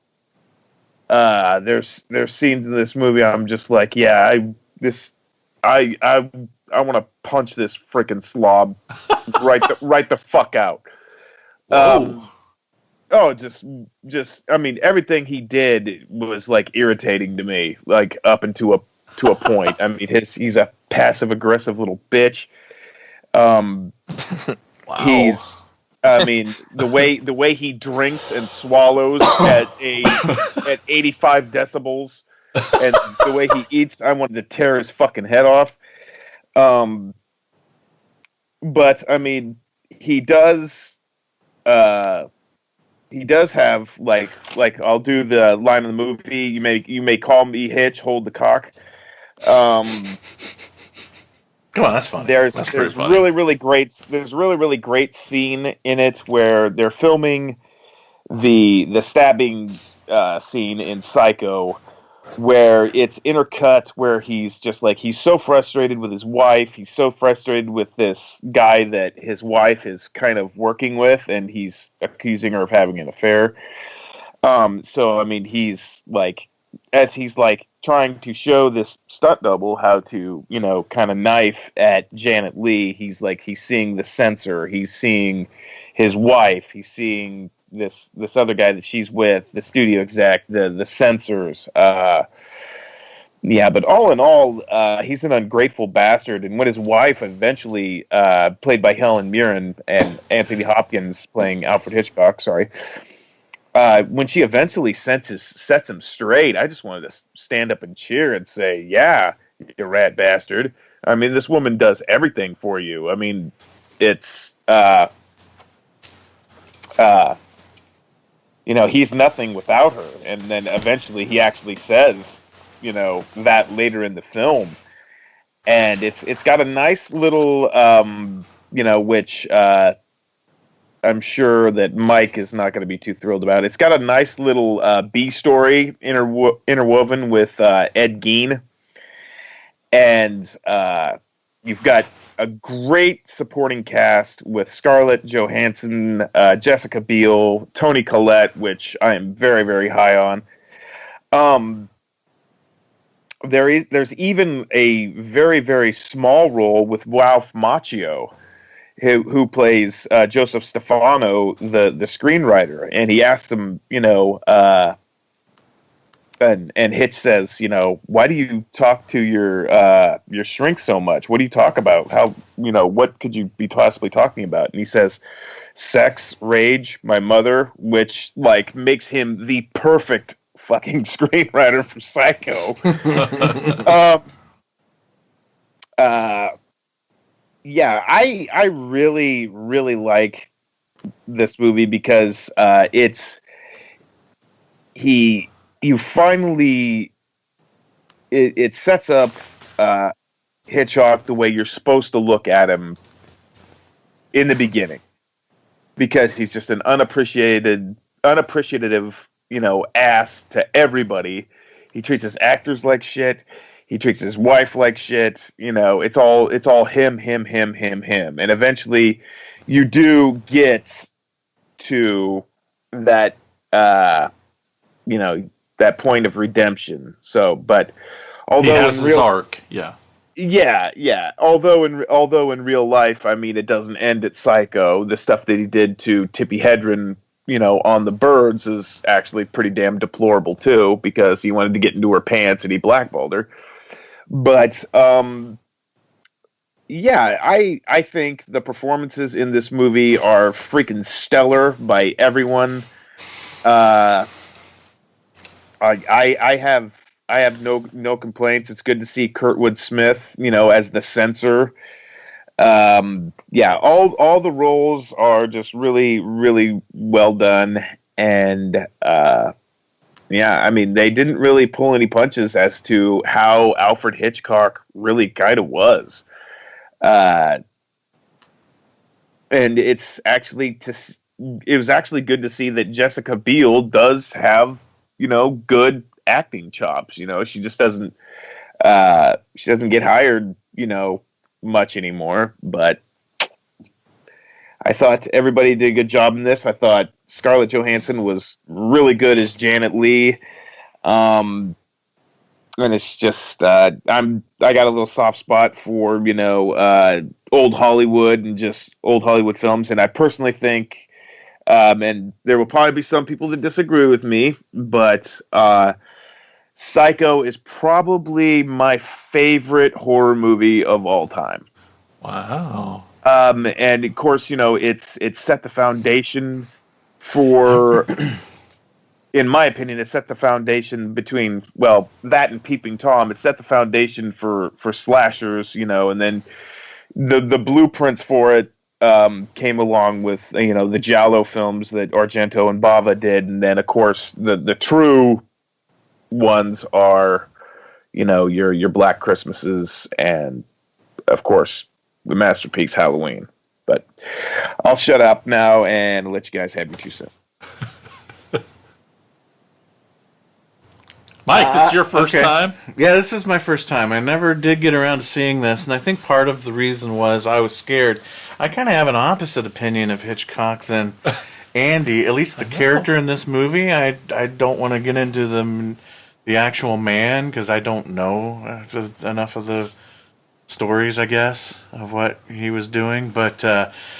But going into this, I knew I was nervous because I knew they were going to be talking about that side of Hitchcock, and I kind of didn't think it was that bad, other than his Peeping Tom scenes and shit like that. But yeah, he was way overly flirty and stuff. But here's the thing: he obviously comes off as a pompous asshole, but I kind of love him for that because what other man in the history of cinema has been able to put studio executives in their place and basically knock them down a peg or two with just a one monotone quip? One of my favorite scenes is when they're talking about where the censor guy is talking about, you can't show a toilet in a movie, no movie in the history, and just his little rant there about well, that's where we dispose the money and blah blah blah. I suppose we could do this.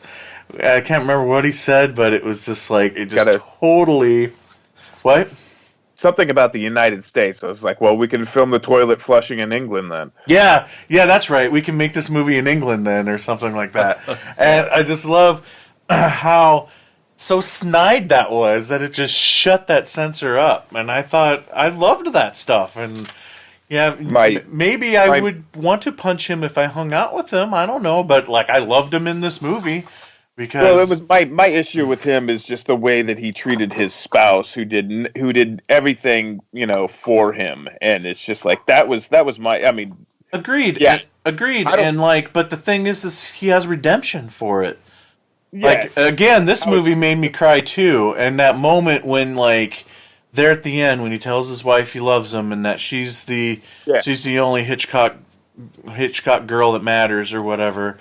He says there at the end, I got choked up. I'm oh, good for you, Hitch. Because, you can, and kudos big time to Anthony Hopkins. Always an amazing actor, and he was Alfred Hitchcock in this. There's a few times where I'm okay, that's a little bit more Anthony Hopkins than Alfred Hitchcock, but, a lot of it I was sucked in. I'm watching Alfred Hitchcock. For real. But beyond that, there's other great little acting moments, when she does rip him a new asshole at the dinner table, and how Hitchcock, he has to play Hitchcock always so stoic and unemotional, but yet you can tell in his eyes in that moment, he doesn't say anything when she walks out of the room, and you could tell in his eyes oh man, I fucked up. I am an asshole. And that is the most important person to me that just walked out of this room screaming at me. And that's all just said in his eyes. The fact that he can balance both that stoic, unemotional Hitchcock persona and yet still have those little moments is what I really loved in that performance, and really redeemed Hitchcock as a character in this movie for me. Especially, like Jason said before, he has an arc, and that's And that's a lot of times where I have problems with movies and I get so disinterested in them is when characters don't learn anything. They don't go through any change. And whether it's real or not, based on any reality or not, in this movie, Hitchcock goes through an arc and goes through a change. And in this movie, he doesn't actually do the unforgivable deed of cheating. Yeah. And so it's all just being super flirtatious. Like, more than he should be, obviously. Obviously, but... And then the wife, she probably flirts worse. Maybe with, some of her behavior's a little unacceptable too. But, so he could come back from it in the movie because it didn't go There's no point of no return for him in that movie. Even though it was still wrong, but... I think his most important line is that, he said something about that Whitfield guy. He just goes, his script is nothing, without you in it, and just goes, and neither is my film. He truly admits that he really needs her, and well, it's true in the movie. Like all the good ideas are not from him. The memorable scenes, like killing her off in the first 30 minutes. That was her idea. All the the music score for the shower scene. He didn't want any. Right. That blew me away when I heard that. I was like, for real? So a lot of the big moments weren't even him. Yeah. To prove where would where would that shower scene be without, can you imagine that? I mean, I can't. Without that Bernard Herrmann. Check out the documentary. Oh, it's so good. Yeah, true. Talks a little bit about that. For me, if I were to sum up a single moment of who I think Hitchcock is in this movie, and who as a child, I always thought who Hitchcock was, as I guess maybe the persona, is that scene there at the end where Janet Leigh goes into her dressing room and she screams, and Alfred's just straight faced is like, "Oh, I told Norman's mother that she could use your dressing room. I hope you don't mind." And then that look that Janet gives him, it just sums it all up for me.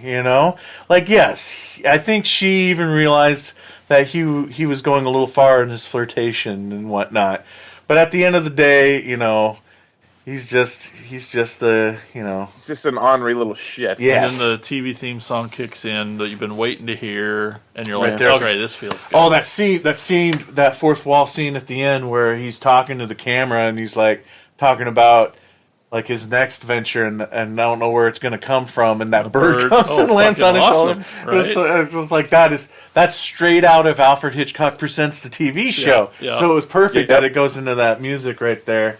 And I loved it. I did enjoy the Ed Gein stuff. Yeah. Even though I saw this after Gods and Monsters, and that's when I had that moment of like, is this getting overused? But it was still neat because it's Ed Gein. It's Ed Gein, and I love that scene earlier on where it's all Ed Gein. I'm like, what am I watching? You're right. Like, we're watching the Ed Gein story here. What? And then Alfred Hitchcock's just standing there in the house as the cops are showing up, just watching. And I don't know. I thought maybe I can say that this movie used that trope, if it's a trope, better than Gods and Monsters. Yeah. Even though I know the Gods and Monsters thing was definitely more of a mental issue thing, but still, I just really like those fourth wall moments in this more than anything else. Scarlett Johansson. I mean, I've always been a fan of Scarlett Johansson, but I can honestly say, I'm always watching Scarlett Johansson, but in this, I was watching Janet Leigh. I was so impressed. Like, literally forgot she was in this movie, and when Janet Leigh showed up, I'm like, that kind of looks like Scarlett Johansson. Like, oh shit, it is Scarlett. I've never heard her speak in that high of a pitch and that upbeat before. She's always, for Scarlett, she's always had kind of a lower octave in her range in her voice, and always speaks a little more monotonely. But here she's like the total 50s, 60s Hollywood actress, and I was just in those scenes. I'm like, I thought I was watching Janet Leigh. I thought I was so impressed with her performance and her look in this movie. She did an outstanding job. The only thing I personally would want a little bit more of would be more of actually making the movie. But that's just me personally. Yeah. That's just me personally. Because I feel like Ed Wood gave us so much of that, of those moments. Yeah. And for a movie like Psycho that had things like the shower scene, that there's an hour and a half documentary about such a short moment in the entire film, that just goes to show the meticulous articulation of putting this film together and how it was planned out. And I just would love to have seen more the day of shooting some of those things, and instead of those scenes servicing the other story. Like, again, we do see a little bit of shooting of the shower scene, but it's more about Alfred Hitchcock and what's going on in his mind with his jealousy of thinking his wife is having an affair and whatnot, and him fake stabbing at Janet Leigh, which is like, we're all just like, whoa, calm down. Even he's like, oh shit, what am I doing? But I'd rather see the other side of that. I want to see like the actual shooting of the scene for the scene, and not about being this other part of the story. But anyway, that's small potatoes. This movie's great. Love it. I'm done. Ted, you haven't said much? Oh no, I'm just sort of waiting for the break. But yeah, I love this one. This is not a first time watch for me. I own this on Blu-ray. Yeah. I bought it right when it came out. I didn't get to see it in theaters because I don't think it played here. I think it was a limited release because it's sort of for a specific audience. But the promotion of this movie is really cool too. I use video all the time at the Capitol before almost any horror movie, and really any movie that I show that's not a kids movie. The studio put together a fun intro. And after watching this again, I realized that they didn't even really film the intro. This intro, they used just sort of clips from the actual movie and cleverly edit it together. But there's a really cool video I'll share with you guys, and it basically is like, ladies and gentlemen, welcome to this fine theater, and it's basically like don't text or call during this movie, or don't text or talk during this movie, because it'll make everyone psycho. Sincerely, emphatically, Alfred Hitchcock. It's really cool. I've been using it for probably like 5 years at the Capitol, and to me, it's just perfectly put together. But yeah, I love this. The performances, like you said, I just sort of, I don't even like really see the actors and actresses in it, because that is Hitchcock, man. It's such a good portrayal of him. He just nails it. And he's one of the few directors, like, if you showed me a picture of James Whale, just like a portrait of him, I wouldn't know who it was, but you know who Hitchcock is right away. Yeah. He was in everybody's living room every week, for Alfred Hitchcock Presents. He's a household name. He's probably the only director in history that has a recognizable silhouette. Right. He's more known than some of his films, like, it's just, it doesn't happen very often where, a director is a household name. There's only a handful of those. So to cast and do the makeup so perfectly and nail that performance. And I do appreciate, like I said, I love that Ed Wood was so positive and upbeat. I can appreciate that they were pretty honest with how they portrayed Hitchcock, and made him a little bit more of a dickhead, and didn't just gloss over and make him like a funny, whimsical dude. And I like that it covered more than maybe just the tail end of his career. It showed us like the prime, like everybody wants to see this part of his career. So I think it's great. I really enjoy it.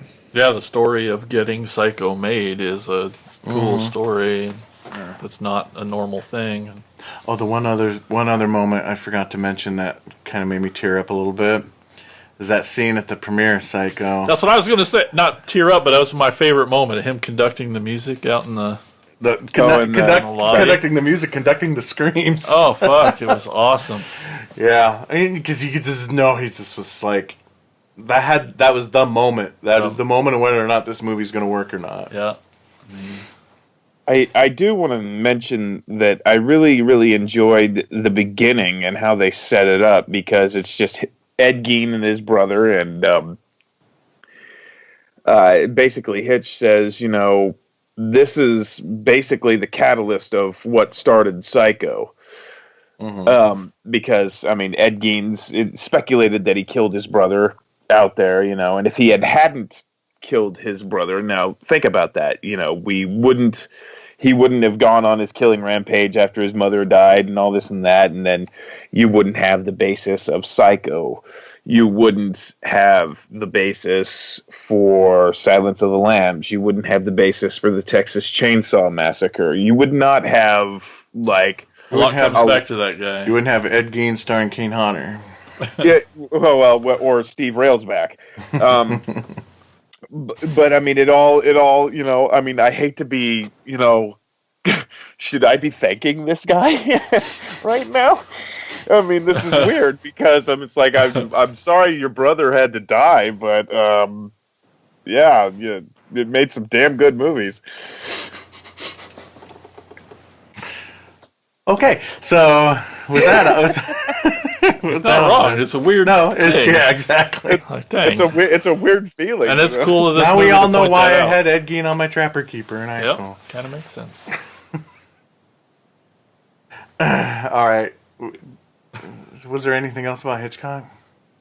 That's all I got. I watch all three of these movies. Hitchcock and Ed Wood especially. Yeah, learn more about your horror movie directors. Yes. The Insane Mike biopic will be out soon. Who would play Mike? Ooh, Jesus. We know who he wants to play him. Who do I want to play me? Scarlett Johansson. Yep. She's good. My boobs are bigger. With the high pitched voice. Yeah, leave comments to who you think. Who do you think should play me in a biopic? Oh, Jesus. Please. Anyway. The first one to say Stephen Root will, not be allowed to listen to the show Brian anymore. O'Halloran. What's that? Brian O'Halloran. Yeah, that'd be awesome. I'd take that. Okay. Let's move on. Yes, please. All right, we're going to take a break, and when we come back, it'll be segments time here on the Attack of the Killer podcast. Be right back.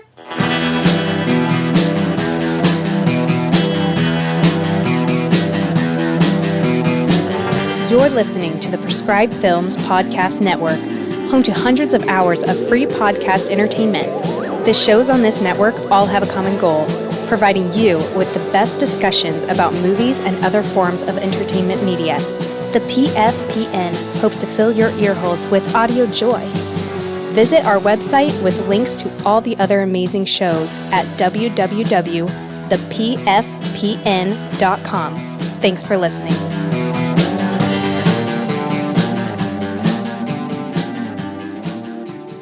And we're back, and it is shout-outs time, and, well, it's segments time, and we're going to start off with shout-outs. So, Jason? It's time for Shout-outs!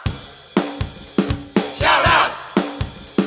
Shout-outs! Shout-outs! Shout-outs! Yeah, so it's time for segments with shout-outs time. Here we go. So we just asked what your favorite horror-ish related biopic movie was, and we got a few responses. In our Facebook group, the group edition, Trevor McElhenney says, Gods and Monsters, Ed Wood. And while not technically a biopic, I'm going to throw out Stuart Gordon's The Black Cat because it does use a lot of Edgar Allan Poe's life in it. Nice. That's a good one. It's pretty good, Trevor. Pretty good. And then on our Facebook page, we got Tim Lennerer. Says, Telstar, the Joe Meek story, of course. Of course. Who the fuck's Joe Meek? Meek was the songwriter and producer behind She's Fallen in Love with the Monster Man, Jack the Ripper, and Till the Following Night by Screaming Lord Sutch, Night of the Vampire, and There's Something at the Bottom of the Well by Moon Trekkers, The Spooky Walks by the Spooks, and of course John Layton's Johnny Remember Me, with a chorus that sounds like he somehow taped a motherfucking banshee in 1960. Essential viewing, an unjustly ignored classic, and a special effect at the end that could have been in Maniac. Ooh, interesting. Hines, I may have to check that out because I never, everybody goes like actors or directors, not songwriters. That's cool. Yeah. Then he says, Heinz Burt, the bassist for the Tornadoes, had a Death Disc tribute to the Summertime Blues legend Eddie Cochran called Just Like Eddie. Oh. He was a natural blonde, but Meek had him dye his hair super platinum white blonde because he wanted Heinz to look like one of the creepy alien hybrid kids from Village of the Damned. Cool. Tim says, y'all need Joe Meek in your life, is what I'm saying. I kind of do. Right? Thanks. Then our good buddy Brian Clark says, Ed Wood is one of the best movies ever made. Yeah. Touche. Dolomite Is My Name, while not exactly horror related, is sort of adjacent in the exploitation world since Rudy Ray Moore did once make a movie where he fought the devil. Oh, there we go. And Tim jumps back in. Co-signed for both. Ed Wood is unquestionably Tim Burton's best. Dolomite Is My Name was written by the same screenwriters and has a touchingly vulnerable performance by Eddie Murphy. Agreed. Y'all still need Joe Meek in your life. Brian once called him the Andy Milligan of rock and roll, and he was right. Oh my. I'm getting sold more and more. I know, right? And then lastly on Facebook, Eric Garland says Cropsy. Okay. The dude from upstate New York, I think. That's more of an urban legend thing. Yep. Yeah. And it's more of a documentary. Because we could have done documentaries till the cows come home. Right. There's a lot of great. Oh, wow. Yeah. And then there's nothing on Twitter, nothing on Instagram. But over on Patreon, our attacker, Brian Godsell, says, I don't think you can talk about biopic horror movies and not talk about Henry, Portrait of a Serial Killer. Okay, I see where we're going. Okay. Yeah. Absolutely. Absolutely. So, yeah, that's what we got for shout-outs. My honorable mentions... Oh. Were and I was going to see if anybody mentioned this. That's why I didn't. Because they almost made the list, like Shadow of the Vampire. But you want to talk about taking liberties in your story. Yeah. And plus, I think we've talked about it at nauseum on the show before. But then there was also the James Cagney movie, Man of a Thousand Faces. The Lon Chaney Sr. biopic is really, really good. We wouldn't have Tom Savini if it wasn't for that movie, because he saw that movie and that's what got him interested in special makeup effects. So there we go. So what else is going on? That's it. That's shout-outs, yo. Hello, ladies and gentlemen. My name is Gary Busey. Now, I have been in direct communication with the dancing pickle of the cosmos. Has told me to come down here and talk to you, the attackers. Now, I put everything I can into a role. When I was Buddy Holly, I learned all his songs. When I was in Point Break, I learned how to be an FBI agent. When I was in, Silver Bullet, I sexually assaulted myself with a bottle of wine. When I was in K-9, I snorted coke off the dog to learn to be how a drug-sniffing dog would be. Now, oh, wait. Oh, I'm being told that was James Belushi. Anyway, I snorted coke off of James Belushi. Right now, I'm putting myself out there. I want to be I want to be the Attack of the Killer podcast's official mascot. That's what I'm going to be.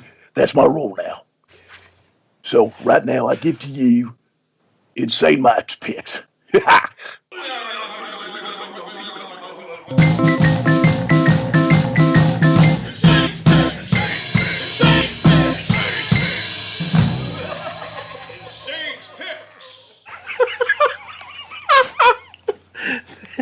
Thank you, Ginger Dead Man. Okay. I can't follow that.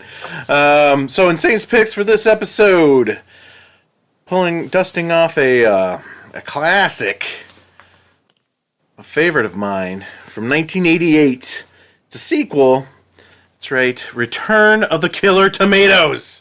10 years ago, a motion picture became the most notorious cult movie of all time. Predictably, the French called it a masterpiece, the name of this legend of cinema. The Attack of the Killer Tomatoes. Eat me. It was so stupid, so cheap, such a piece of steaming dog flop. You think it would have attracted horseflies. Never an audience. Now, get ready to sit on your intelligence once again. They made the sequel, The Return of the Killer Tomatoes. Guess what? It's a lot better. It had to be. As you remember, 10 years ago, mankind was threatened with the greatest red menace of all. Angry, merciless, killer tomatoes. We were only saved thanks to the heroism of a brave handful of untalented actors. Are you Rob Lowe? No, they're back. This time, we shall not fail! A mad scientist. My tomatoes can be made to resemble anyone. Together with a yuppie pervert, turn embittered, mean-spirited tomatoes into an army of psychotic, neo-Nazi plant life. And let's not forget the stunning hell-spawned creation who just might put out for the entire planet. Do you want to make love? I want. I also cook 815 international dishes and use all the popular home appliances. You'll see atrocities beyond belief. You can't see your feet. Do the words fat cow mean anything to you? You'll see how producers extracted special favors from certain well-endowed performers. It's got more laughs than Out of Africa. It's gayer than Kiss of the Spider-Woman. Hello? The girl of my dreams is a vegetable. She. You wouldn't believe what she can do with 6 milk bottles and a tuning fork. The Return of the Killer Tomatoes. It's definitely a learning experience.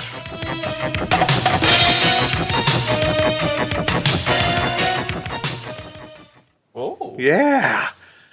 Sequel to 1978's classic bad movie Attack of the Killer Tomatoes, and Attack of the Killer Tomatoes actually, honestly, being one of my all-time favorite movies. Written and directed by John DeBello, who directed all 4 of the Killer Tomato movies. And he only directed one other movie in his career, which came out between Attack and Return, called Happy Hour, which is same style of comedy as all the Tomato movies. It's also written by Costa Dillon, who was also one of the writers of Attack of the Killer Tomatoes, and he plays 6 parts in Return of the Killer Tomatoes. 7 if you count the flashback to the footage from Attack of the Killer Tomatoes, where he played the guy in the library that says tomato. Also written by J. Stephen Peace, who played Lieutenant Wilbur Finletter in both the Attack of the Killer Tomatoes and Return of the Killer Tomatoes. And then Stephen Andrich. Now, the first 3 guys I mentioned make up the Four Squares production company, and they have all been friends working together, dating all the way back to the original Super 8 short film Attack of the Killer Tomatoes before the feature was made. Now, Return of the Killer Tomatoes, it stars Anthony Stark, who I remember most from Repossessed. George Clooney, yes, that George Clooney. Karen Waldron, who was in Cannibal Women and the Avocado Jungle of Death. Steve Lindquist, who played Igor in all 3 Killer Tomato sequels. And Rick Rockwell, who played other characters in 2 of the other Killer Tomato sequels, but it's probably best known for the 2000 TV special, Who Wants to Marry a Multimillionaire? And then, of course, last but of course not least, John motherfucking Aston, Gomez Adams himself, also played the judge in Frighteners as Professor Mortimer Gangrene in the 3 Killer Tomato sequels, but also Dr. Putrid T. Gangrene in the Attack of the Killer Tomatoes cartoon. So, the movie itself, the plot, it has been years since the Great Tomato War, and life has gotten back to normal for the most part, except for that tomatoes are now outlawed. Chad, played by Anthony Stark, works at his Uncle Finletter's pizza place with his roommate and best friend Matt, played by George Clooney. His uncle just happens to be Lieutenant Wilbur Finletter, the hero from the Great Tomato War from the first movie, Attack of the Killer Tomatoes. Chad delivers pizza to the home of evil Gangrene and meets the girl of his dreams, Tara. However, Tara isn't who she appears to be, because Professor Gangrene has created a way to turn tomatoes into people using toxic waste. Tara, Gangrene's servant, decides to escape Gangrene with the fuzzy mutant tomato FT and seeks refuge with Chad. And Professor Gangrene teams up with the bad guy from the first film, played by Rick Rockwell, the presidential aide, who is currently in prison. And their plan is to take over the world with these tomato men. And it's up to Chad and Tara and FT and Matt and Finletter and some of his old buddies from the Great Tomato War to take down Gangrene and his evil plan. This movie's hilarious. I love it. It's got so many fourth wall breaking moments. It's like the moment where they stop production on the movie because they've ran out of money. So George Clooney has the idea for product placement, and they do a 5-minute scene of just of product placement within the pizza parlor. Even so much so, there's this moment where there's 2 talking heads talking in a scene, and somebody puts a box of cornflakes right in front of them, so you can't even see the actors. All you see is the cornflakes. It's stuff like that. It's freaking hilarious, and I love it. This fourth wall breaking throughout this whole movie, and that's kind of always been a staple in John DeBello's humor in all of these movies, is just continually breaking the fourth wall. But there's other type of gags in these movies as well. Another really funny gag in this movie is there's a scene where we're watching sports on TV, and it's a sailing competition. But it shows like footage of these boats actually sailing in this competition, and the other boat that's competing is a pirate ship that's like shooting cannons at them and stuff. And it's just constantly gag after gag after gag through this whole movie. Igor is a hilarious character because he's not what you think when you call somebody Igor and he's the assistant to a mad scientist. He actually is this tall blonde guy who has dreams of being a newscaster, and he drives around in a garbage truck. So there's a really funny scene at a restaurant where he's following Chad and Tara, who are on this date, and when they leave, he goes to the valet to get his garbage truck, and the guy pulls up at the garbage truck and he's like, "That's not mine!" Like there's more than one garbage truck in the valet. So it's a hilarious movie. I think it's, in my opinion, as much of a fan I am of the original Attack of the Killer Tomatoes, Return of the Killer Tomatoes is the best out of the 4. They really kind of fall apart after that. Killer Tomatoes Strike Back is okay. It's so. But Rick Rockwell's the star of that one, and I'm not a fan of him at all. And so less screen time of him, the better. Killer Tomatoes Eat France is a little bit better than Strikes Back, mostly because Mark Price is the star of that one. So it's always cool getting him back in front of the camera. I am fascinated with this movie in particular. Like, how can a movie that has been considered one of the worst movies of all time get a sequel 10 years later and has people like George Clooney and John Astin in it? Granted, George Clooney wasn't anywhere near what he is today, but he had still been doing TV for quite a while. He was on Facts of Life regularly at that time. So he wasn't a complete nobody when he made this movie. So how did a sequel to Attack of the Killer Tomatoes get George Clooney and John Astin in it? And not only that, but John Astin continuing on with the series. He was in all 3 sequels and did the voice of his own character in the cartoon series. And as a matter of fact, how in the hell did this franchise get a cartoon series? And as a matter of fact, there was a toy line and video games and all kinds of product based off of one of the worst movies of all time. How did it ever get past the first movie? How did any of this happen? I don't know, but I'm 1,000% grateful because I love Attack of the Killer Tomatoes, and I really love Return of the Killer Tomatoes. So that's it for Insane's Pick. This episode, 1988's Return of the Killer Tomatoes. Oh, one more thing I almost forgot to mention. Sorry. If you need to see this movie, because you do,